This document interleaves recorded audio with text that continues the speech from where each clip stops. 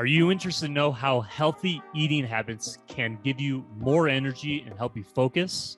Do you want to understand how staying healthy and eating healthy can actually keep you on track with hitting your goals and being successful in life? Stay tuned for this episode as we speak with Selina, who will give us expert advice on how to stay motivated, be healthy, and achieve your goals this year. So stay tuned.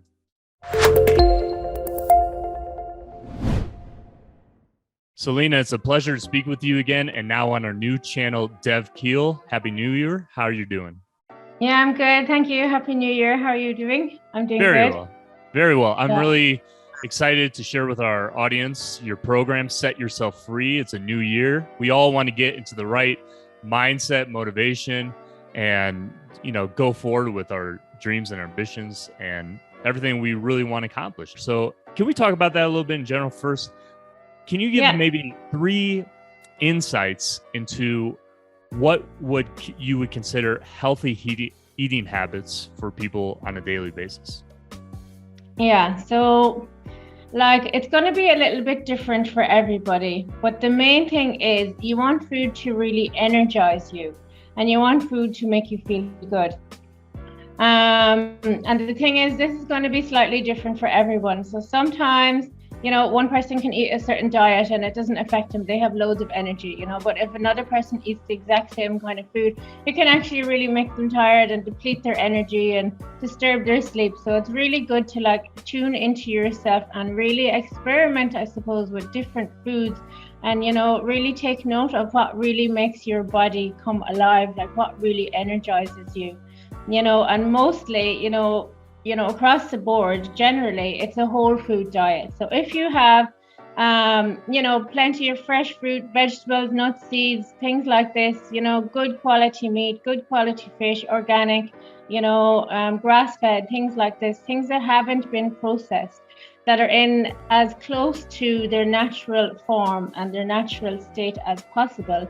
If you do this and you kind of have this the majority of your diet, you will feel energized from just eating this way alone. And then the third thing is also just to remind yourself that it's not just about food, to look after yourself holistically. Food is one thing, sleep is another thing, stress is another thing, and exercise is another thing. So you kind of have to look at the bigger picture as well. Everything works in combination together. And sometimes people can be really, on the food, but yet the exercise falls away. So it's good to maybe just take a little step back and be like, okay, what can I do to look after my physical health? So when you look at this term physical health and what comes under this, you're looking at food, you're looking at exercise, you're looking at sleep, you're looking at stress, you're looking at self-care. this is all physical, so it's good to maybe just take in all areas as well.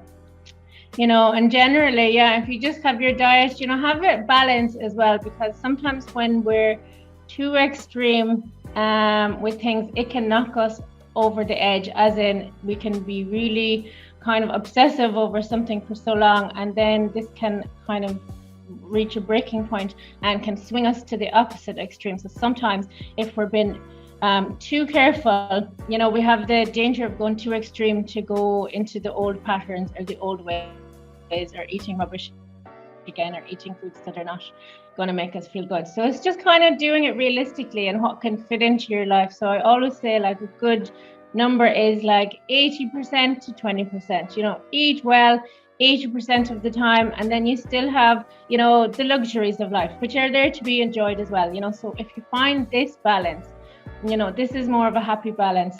So just to kind of keep it realistic for yourself as well, and what you can do in your everyday life that will keep you feeling happy, keep you feeling energized, keep you feeling well. No, thank you very much, Selina, for that insight. And for me, it's too bad that there isn't a diet where fish and chips can be a part of your everyday, or, Johnny Rockets, or, anything I really, really, truly desire. But, we don't live in that kind of reality, unfortunately. That would be ultimately good for our body, because our body is so incredibly complex and really needs the right intake to keep it going in a really good and functional way overall, right? And like you said, holistically, because if the right thing doesn't come in, it's going to affect our energy, it's going to affect our mind, it's going to affect our, you know, gastro area really poorly, etc. You know, and I'm curious as well, like, it's good that you mentioned the type of foods that are really good for us. Out of curiosity, as far as general intake throughout a day, what is usually considered good, or, you know, generally good habits to have to eat in the morning, afternoon, and evening? Like, what is the ratio to that, more or less? I think it's changing now. So it used to be recommended 5 portions of fruit and vegetables a day, but that just realistically, you know, isn't a lot when you think about it. You know, so if you aim for like 10 a day, so within a week, 25 to 30, you know, different fruits and vegetables, have a good variety in there as well. Fruit always goes better in the morning, because when you think about it, you're after like an overnight fast, 8-9 hours sleep, sometimes, you know, between 6 and 8 hours sleep, I suppose, you know, so your body has been fasting for this length of time. So when you wake up in the morning, your digestive fire is a little bit, you know, it's just starting to rekindle, I suppose, after your night's sleep. So something light and cleansing would be really good in the morning. So fruit is really good. It's cleansing to the system. It's high in fiber, keeps everything fresh and moving swiftly along, just so you're feeling light as well. You know, if you think about it and you're having a lot of heavy, starchy, you know, heavier foods like this is actually going to weaken your digestive fire first thing in the morning. So yeah, always have, maybe think about fruits earlier in the day. And then come the middle of the day. So this is where your digestive fire is generally stronger. And this goes with the sun. So it's the same, you know, as the sun is in the peak in the sky in the middle of the day, this is where your energy is probably the highest in the day. Your digestive fire is the strongest as well. So this is where you're actually able to digest more easily heavier foods. So protein like meat and fish and starches and, you know, things like this. And then in the evening as well. So the sun is going down in the evening, which also means your digestive fire is going to get a little lower in the evening. So then just think about having something lighter in the evening as well. So this is really good for digestion and energy and, you know, sleep as well. So usually in the evening, it's nice to have a lighter meal. Just say some vegetarian meals or something with lots of vegetables that is quick to break down, that's just nourishing, that will just nourish the system and that won't disrupt your sleep. That's not going to be too aggravating to the digestive system before you go to sleep. And out of curiosity, is there a rule of thumb, especially as, and maybe you recommend to your own clients, how late you generally recommend them to eat? Because sometimes they get a craving like 8 o'clock, 9 o'clock, 10 o'clock even sometimes, and I want to eat something, and sometimes I do, but then next morning my stomach really hurts. So is there a general premise or, you know, idea of what would be recommended as the latest to eat? So it kind of depends on your schedule. It depends on your day. Usually, you know, you need if you're going to have a bigger meal, I'd definitely leave 3-4 hours between your last meal before lying down. Because once you lie down, your digestive system shuts down a little bit, you know, so it's going to really disturb your sleep. And in the morning, it's just going to be sitting there. Nothing will have happened overnight. So you might feel a little bit out of sorts. You might be bloated. You might be a little bit backed up, or just, you know, a little groggy, you know, just not feeling as fresh as you could be.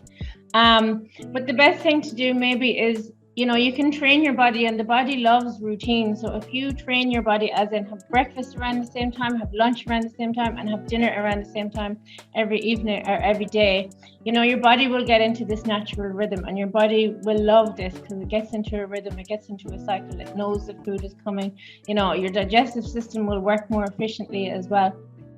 You know, if you did find that you needed a snack, you know, you could have something light, like, you know, some oat crackers with hummus, or, you know, something like this that will give you the protein that will just sustain you enough that you're not getting hungry in the middle of the night, but it's not too overwhelming that it won't, you know, keep your system activated and stimulated. No, that's really good insight. And also, like, I like what you say about routine. Your body gets used to routine. So it's good to have, you know, your general habits, you know, recognized throughout the day. So then your body responds properly to it because it knows and expects what's coming, and then maybe even makes it easier. Like if you're eating and doing certain things, and your energy can align more with those things, right?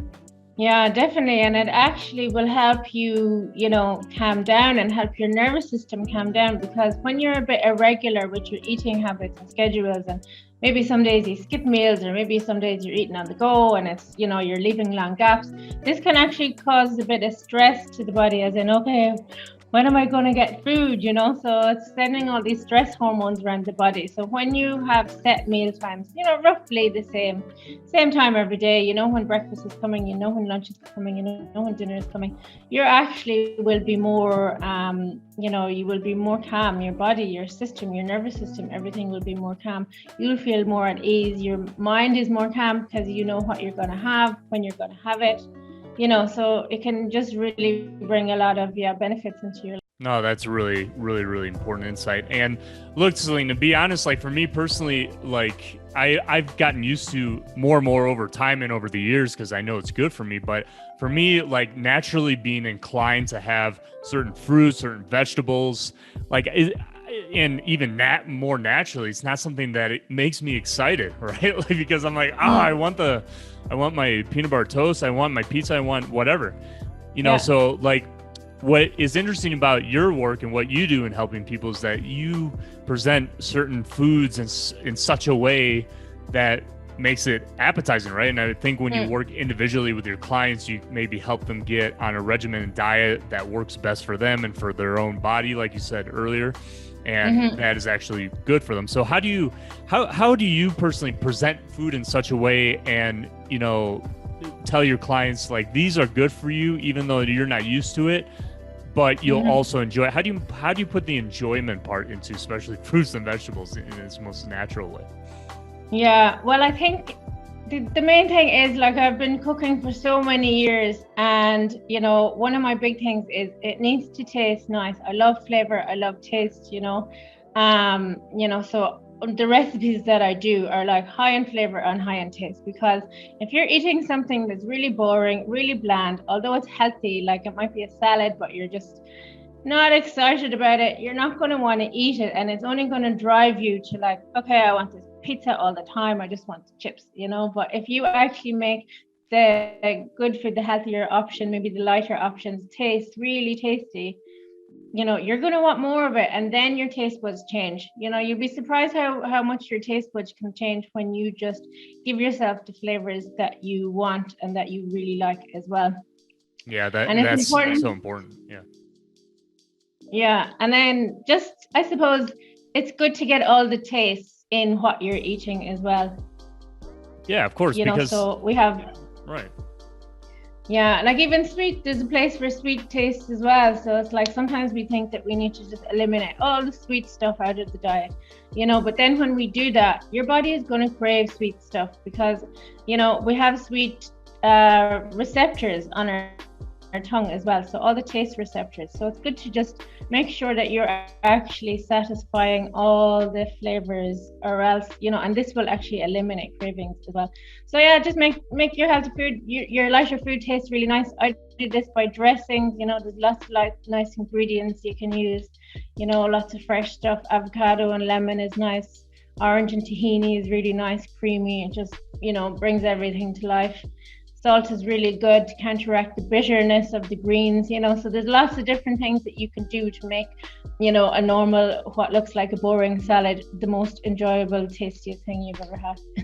And the way you work with your clients is like you present it in that way so they can do it on their own and in their own time. It's like you can have these naturally very rich meals that are really good for you. And this is what you have to do it, basically, right? Like you present in such a way that they can do it very well and successfully in their own home, even if they're not an expert cook, quote unquote, right? Yeah, definitely. And I mean, I think that's why I try and make my recipes really practical and really straightforward, because I think a recipe that's too complicated, if you don't follow it, or if it doesn't go well, it can really, bring down your confidence, and you can think, oh God, I just can't cook, But actually, if you just find a recipe, that's really simple, really straightforward, you can just follow it, and you can just taste along the way. You can develop your taste buds as well, and develop your own, tasting skills. No, that's really so great. Yeah, and people just have to be disciplined and have the motivation to do it, and actually put it into action, right? Basically just to move forward. And, Selina, it's really important speaking to you also on another topic related to, the knowledge of which you have and gained these last years has to do with your immune system, and especially because it's been an issue that's been reoccurring since the pandemic, obviously, and the importance of our immune system for health. So can you explain a little bit, number one, the importance in general of the immune system in our body, and then how these foods and other things that you do for your work really reinforce the immune system? So the immune system is just really important. It's everything. It's basically our protection to whatever comes along in life. And what's important to realize is there's a lot of things that can weaken your natural defenses. A lot of this in the last year, people are feeling run down, people are feeling stressed, people aren't sleeping well.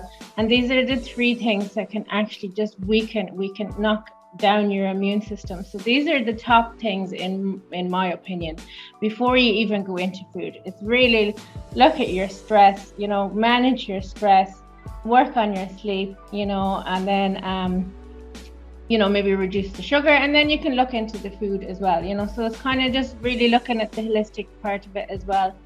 What can really help is just bringing in just lots of, I suppose, natural antimicrobial, anti-inflammatory, antibacterial foods, like medicinal foods. So there's garlic. This is really good for the immune system. This will actually help clear out any bugs in the gut flora that might be causing an imbalance as well. Reducing sugar, because this is a big thing. Sugar actually feeds the unhealthy bacteria in our systems. So you just want to keep in mind that you want to reduce the unhealthy stuff as much as possible and build up your, the other side, which are basically your fighters that defend against everything that comes in.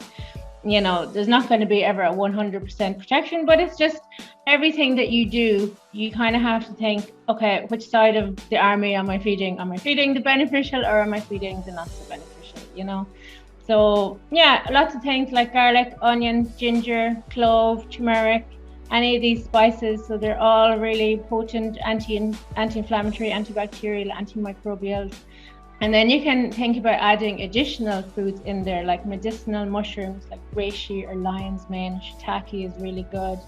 Fermented foods are really good. I don't know, have you had much of them? So this is like sauerkraut, kimchi, kefir, miso, things like this. They're really good because this is all feeding the good bacteria in your body, which is your natural defenses as well. So there's lots you can do. All you got to do is try to do the best you can with the intake, and the rest will sort itself out. I mean, we can't be 100% optimal with this. Maybe some people are, I don't know. But as long as you're doing at least a little bit each and every day for that intake, you're going to get better no matter what, I would assume. And so that's the intake, the food part, which you have really, really good insight on. And I would encourage all of our viewers and listeners, we'll include her info in the description, the pinned comments, and show notes below. Check out her Instagram, especially because you're going to see some amazing types of foods and meals, etc., and that you're going to be blown away. And then you can contact Selina directly and find your own meal plan that works best for you and you can make on your own time. Now let's go to this aspect of what you're presenting for people this year called Set Yourself Free, right? And look, a lot of people want to achieve their goals. They have ambitions. People, since the pandemic, have really realized, hey, I want to be focusing on this aspect of my life now. I want to focus on this passion. So there's different alignments of what is driving people towards a new set of goals, right? So how can your program, Set Yourself Free, align people with trying to achieve those goals? Maybe give us like 2 or 3 insights about it that really will, drive them towards that, so they can realize that this could really be beneficial to them to want to achieve their goals. So I suppose I really designed this program just to really break people free from their old patterns or their old way of being as well, because sometimes we can be a little bit stuck, stuck on diets, or even stuck with lack of motivation, or stuck with limiting beliefs that can really just keep us where we are and keep us from progressing any further. And the thing is, Maybe you're not realizing what your limiting beliefs are or what your mindset is, so these can be stories that you tell yourself, excuses that you tell yourself. Sometimes they're just running on repeat, so you don't really realize it. They're very unconscious. So the point of this program is really to bring these to the surface so you can actually push past these barriers and these blocks, these mental blocks and mindset things that are actually keeping you stuck. And this is a women's program especially. So we're going to kind of work on, in particular, people who have been maybe stuck on diets, maybe stuck with, food addictions or cravings or habits, or, that really want to break out of these old ways, that when you're realizing that they're just not helping you anymore, that you're really just, not getting anywhere, although you might have tried so many different things, it can be easy to follow just, a diet, but, if this isn't really getting you to a place where you're keeping it up and you're not keep going back on yourself as well. So you really want to just break free from all the old ways, from all the old thinking, and just go with it, keep going with this fresh approach as well, and it's really good to work on goals as well. So the first thing is to know what you want, be clear on what you want for yourself, and it can work for anything, it can be just set yourself free from, anything. It's not in particular to do with diet or anything like this, and just create a vision for yourself. Who do you want to be? Have a crystal clear in your mind, and when you have this in front of you, you can really make the steps towards making this happen, so anything is really possible, and I think a lot of people are realizing this more and more in the last, especially the 2 years, it's just given us time to recalibrate and rethink a little bit. Okay, what can we do? The people that, we can really just work on ourselves, and this is it. Once we work on ourselves, improve ourselves, life will improve, your mental attitude will improve. Everything will just become more enjoyable when you're feeling good in yourself and when you're achieving your goals as well. And, it's this sense of satisfaction and a sense of pride, and it really is a boost of your confidence as well, when you're achieving things like this as well. Sometimes if you've been trying it for so long and it's just not working, and then you finally do it, how good do you feel? So, well, yeah. and that's exactly why I want to speak with you in this episode, because a lot of people are really, really itching, it seems like, to want to get in that alignment with being on track with the thing in their life that they really want to focus on and put their energy towards. But it has to do, like you said, everything with you first, getting yourself right, and then everything will fall in place. That's why I encourage all of our viewers and listeners, we'll include all of Selina's info below. Go check it out, see if it's right for you, and see if it'll get you on the path towards where you want to go this year. And it looks like a fascinating program, so I encourage everyone to check it out. Selina, just to conclude this episode, I want to please share with our viewers, why is it you personally, like what is it that motivated you to want to start your own brand, your own business in this way, to help people related to food, what related to wanting to achieve what they want in their life, all these things? Like, what most motivates you as Selina to have wanted to do this? Well, I suppose I was cooking professionally for years, so I was always maybe cooking for people, and I got to this stage where I'm like, okay, I really want to help people help themselves. I'm cooking for people, and that's really nice, but it's really teaching them how to, look after themselves and help themselves. So this is really why it opened the door for me, to really go into the nutritional therapy, the health coaching, and all this area as well. So it's like, I want to really help people, be self-sufficient in looking after themselves, that they're empowered to actually cook for themselves, to look after themselves, to deal with the stress, to work towards their goals, that they just have all the tools themselves, instead of always maybe looking outside for everything. Once you know the tools and you have the skills yourself, you can really be unstoppable. So yeah, I really just wanted to help people on a more deeper level, to really just so they can help other people, and they can help other people, and it'll just keep going like that. Well, it's a trickling effect, and it impact, you never know who you impact, who they're going to impact later in life. and how that's going to change them, their community, the world. We never know these things, but that's the magic of this whole, you know, journey of life. You know, we never know how things will turn out the way they do. It just is, you know. So everyone, I would encourage, check out Selina. Selina, by the way, if anyone is in your area, I'm sure, you know, she would cook you an amazing meal. It sounds like, with all this experience, you know, man, it's too bad you're not on this side of the hemisphere. It would be great to try one of your meals. Selina, where can people find out more about you, connect with you, and find out more about this program, and just generally follow you, please? Yeah, so you can get me on Instagram. So it's Selina Holistic Health Coach on Instagram. I'm on Facebook as well. And you can always contact me through my email. So that's Selina Kearns holisticcoach@gmail.com. So either or any of them platforms, you can find me really easily. Excellent. So we're going to include all your information in the show notes and the description, the pinned comments. Connect with Selina. Start your life out the right way, the way in which you truly desire to live. Selina will get you on that track. We thank you so much, Selina, for being on this episode of KEAL, and we really appreciate your time today. Yeah, thank you. Thank you too. Thank you, everyone, and we'll see you in the next episode. Take care.